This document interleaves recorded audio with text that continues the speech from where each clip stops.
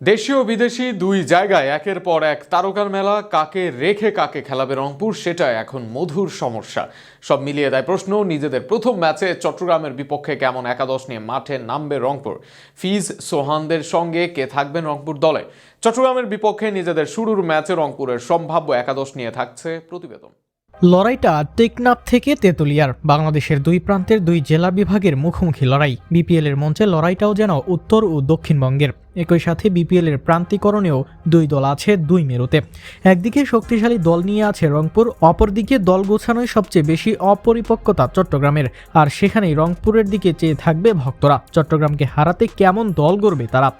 Opening পজিশনে আসবেন লিটন দাস। বাংলাদেশের এই টি-20 অধিনায়ক সামলাবেন রংপুরের ওপেনিংয়ের দায়িত্ব। তার সাথে ওপেনিং আসবেন ইংলিশ ব্যাটার ডেভিড মালান। ঝড়ো ব্যাটিং যেমন করতে পারেন এই দুইজন, আবার দলের প্রয়োজনে খেলতে পারেন বড় ইনিংস। বরিশাল থেকে এই মৌসুমে রংপুরে তৌহিদ হৃদয়। নাম্বার 3 পজিশনে খেলবেন এই ডানহাতি ব্যাটসম্যান। সর্বশেষ সিরিজে ভালো খেলেছেন, এবার সেই ধারাটা বজায় রাখতে চাইবেন বিপিএলও। নাম্বার 4-এ দেখা যাবে পাকিস্তানি ব্যাটসম্যান ইফতিকার আহমেদকে। পাকিস্তানি এই মিডল অর্ডার ব্যাটসম্যান দীর্ঘদিন ধরে রংপুরকে দিয়ে যাচ্ছেন সার্ভিস। নাম্বার 5-এ দেখা যাবে মাহমুদুল্লাহ রিয়াদকে। এখনও দেশের অন্যতম সেরা ফিনিশার রিয়াদ। বিপিএল এর মঞ্চে তার অভিজ্ঞতা লাগবে দারুণ কাজে। অধিনায়ক নুরুল হাসান সোহান আসবেন নাম্বার 6-এ। ফিনিশিংটাও দেওয়া থাকবে তার মূল দায়িত্ব। এর সাথে উইকেটরক্ষক ও অধিনায়ক হিসেবে থাকবেন সোহান। জাতীয় দলে ব্যাট হাতে না হাসলেও বিপিএলে সোহানের দিকে চেয়ে থাকবে দল, কেননা রংপুরের কান্ডারি সোহান। নাম্বার 7-এ দেখা যাবে পাকিস্তানি অলরাউন্ডার ফাহিম আশরাফকে।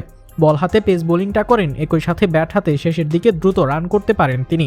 দেশি স্পিনার রাকিবুল হাসানের বোলিংটা কাজে লাগাতে চাইবেন রংপুর, সাথে ব্যাটিং থাকবে বোনাস হিসেবে। নাম্বার 8-এ দেখা যাবে এই বাঁহাতি স্পিনিং অলরাউন্ডারকে।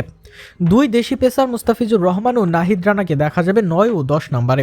পাকিস্তানি চায়নাম্যান সুফিয়ার মুকিম খেলবেন নাম্বার 11-তে। পেস আক্রমণে ফিজ নাহিদ ফাহিম, স্পিন আক্রমণে রাকিবুল মুকিম। নিঃসন্দেহে দারুণ ভারসাম্যপূর্ণ বোলিং অ্যাটাক রংপুরের। এর সাথে আছে অভিজ্ঞ ব্যাটিং অর্ডার। তবে আর্লি কলাপস হলে ভুগতে হতে পারে রংপুর দলকে। এরপরেও ব্যাকআপ ও শক্তিমত্তায় টুর্নামেন্টের শক্তিশালী দলটাই তাদের। এবার দেখা যাক শেষ পর্যন্ত চট্টগ্রামের বিপক্ষে শুরুর ম্যাচে কেমন হয় রংপুরের একাদশ।